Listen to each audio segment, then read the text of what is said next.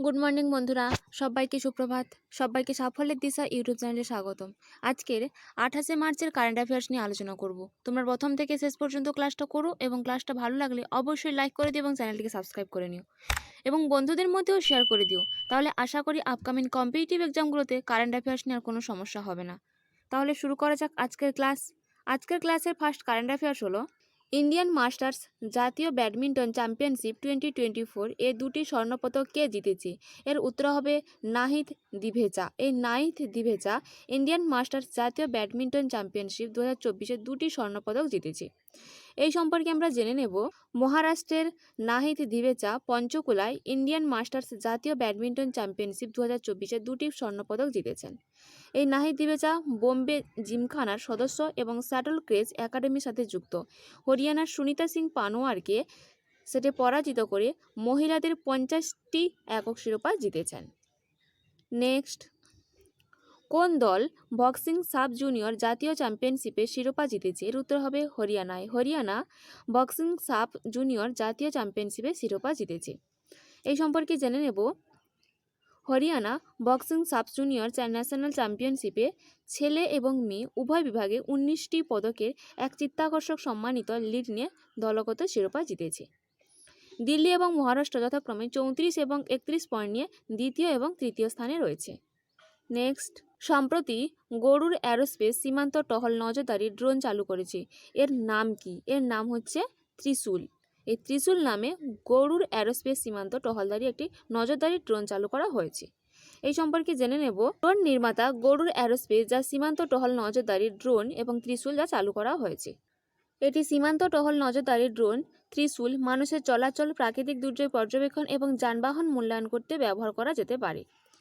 এই গরুড় অ্যারোস্পেস হলো এই ড্রোনটি স্টার্ট-আপ কোম্পানি যা 2015 সালে অগ্নিশ্বর জয়প্রকাশ দ্বারা প্রতিষ্ঠিত হয়েছিল। হেডকোয়ার্টার চেন্নাইতে অবস্থিত। এবার এখানে আমরা ড্রোন সম্পর্কে গুরুত্বপূর্ণ কারেন্ট অ্যাফেয়ার্স এবং স্ট্র্যাটেজিকে আমরা দেখে নেব। ভারত ড্রোন শক্তি 2023 উত্তরপ্রদেশের গাজিয়াবাদে আয়োজিত হয়েছিল। ভারত ইন্দ্রজাল নামে বিশ্বের প্রথম AI চালিত অ্যান্টি ড্রোন সিস্টেম চালু করেছে। ভারতের প্রথম পুলিশ ড্রোন ইউনিট চেন্নাই শহরে চালু হয়েছিল। ভারতের প্রথম ড্রোন পরীক্ষা কেন্দ্র তামিলনাড়ুতে খুলবে। ভারতের যাত্রীবাহী ড্রোনটি প্রধানমন্ত্রী নরেন্দ্র মোদী উন্মোচন করেছিলেন, যার নাম হলো বরুণ। হিমাচল প্রদেশ ড্রোন নীতি অনুমোদনকারী প্রথম রাজ্য হয়ে উঠেছে। এছাড়াও ড্রোন সম্পর্কে বিভিন্ন গুরুত্বপূর্ণ স্ট্র্যাটেজিকে স্বাস্থ্যসেবায় ড্রোন চালু করা প্রথম রাজ্য হবে উত্তরাখণ্ড। যে দেশ বেসামরিক আকাশসীমায় ড্রোনের অনুমতি দিয়েছিল ইসরায়েল। দেশের প্রথম ড্রোন স্কুল গোয়ালিয়রে মধ্যপ্রদেশে গোয়ালিয়রে খুলেছিল। ভারতের প্রথম ড্রোন ফরেন্সিক ল্যাব প্রতিষ্ঠা হয় কেরালাতে। নেক্সট, সম্প্রতি কে তার প্রথম মাঘী উপন্যাস ফুল বাহাদুর ইংরেজিতে অনুবাদ করেছেন? উত্তর হবে অভয়কে। অভয়কে সম্প্রতি তার প্রথম মাগহী উপন্যাস ফুল বাহাদুর ইংরেজিতে অনুবাদ করেছেন। এই সম্পর্কে জেনে নেব। বাহাদুর প্রথম মাগাহী উপন্যাস যা ইংরেজিতে অনুবাদ করেছেন এই অভয়কে। এই উপন্যাস ফুল বাহাদুর মূলত জয়নাথ পতির লেখা, প্রথম প্রকাশিত হয়েছিল 1928 সালে। তবে এটি ইংরেজিতে অনুদিত প্রথম মাগাহী উপন্যাস। এই অভয়কে 2025 সালে তার নতুন বইও লঞ্চ করবে, যার নাম হবে নালন্দা।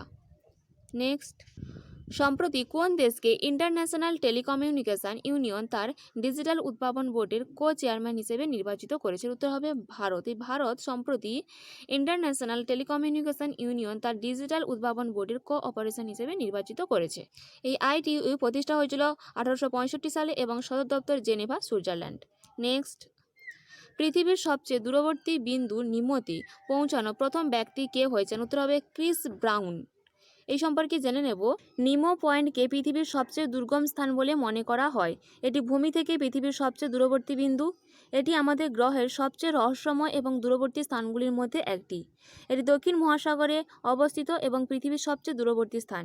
এটি একটি কাল্পনিক বিন্দু যা 1992 সালে জরিপ প্রকৌশলী হার্বজ ল্যাকতেহেলা সফটওয়্যার ব্যবহার করে আবিষ্কার করেছিলেন।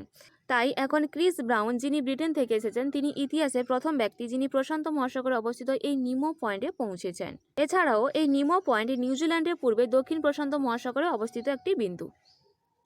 নেক্সট, প্রথম জাতীয় দ্রুত প্রযোজন শস্য সুবিধা DBT স্পিডি বীজ কোথায় উদ্বোধন করা হয়েছে? উত্তর হবে মোহালিতে। এই মোহালিতে প্রথম জাতীয় দ্রুত প্রজনন শস্য সুবিধা DBT-SPD বীজ উদ্বোধন করা হয়েছে। নেক্সট, কোন ভারতীয় ক্রীড়াবিদ সম্প্রতি ক্যালিফোর্নিয়ায় 10,000 মিটার দৌড়ে জাতীয় রেকর্ড ভেঙেছেন? উত্তর হবে গুলবীর সিং। এই গুলবীর সিং সম্প্রতি ক্যালিফোর্নিয়া 10,000 মিটার দৌড়ে জাতীয় রেকর্ড ভেঙেছেন। এই সম্পর্কে জেনে নেব। উত্তরপ্রদেশের গুলবীর সিং 17 মার্চ 2024 মার্কিন যুক্তরাষ্ট্রের ক্যালিফোর্নিয়ায় সান জুয়ান ক্যাপিস্ট্রানোতে অনুষ্ঠিত 2024 অ্যাথলেটিক্স মিটে পুরুষদের 10,000 মিটারে একটি 16 বছরের পূর্ণ জাতীয় রেকর্ড ভেঙেছেন। সুরেন্দ্র সিংয়ের রেকর্ড ভেঙেছেন এই Gulveer Singh. Next, Simon Harris কোন দেশের সর্বকনিষ্ঠ প্রধানমন্ত্রী পদে নিযুক্ত হলেন? এর উত্তর হবে আয়ারল্যান্ডে। এই আয়ারল্যান্ডের সর্বকনিষ্ঠ প্রধানমন্ত্রী নিযুক্ত হলেন সিমন হ্যারিস। এখানে স্ট্যাটিক জিকে এবং কারেন্ট অ্যাফেয়ার্স আমরা দেখে নেব।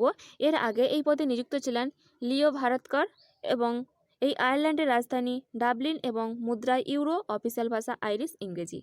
নেক্সট, ভারতের কোথায় প্রথম আয়ুর্বেদিক ক্যাফে উদ্বোধন করলেন? এর উত্তর হবে দিল্লিতে। দিল্লিতে প্রথম ভারতের আয়ুর্বেদিক ক্যাফে উদ্বোধন করা হলো। এই সম্পর্কে জেনে নেব।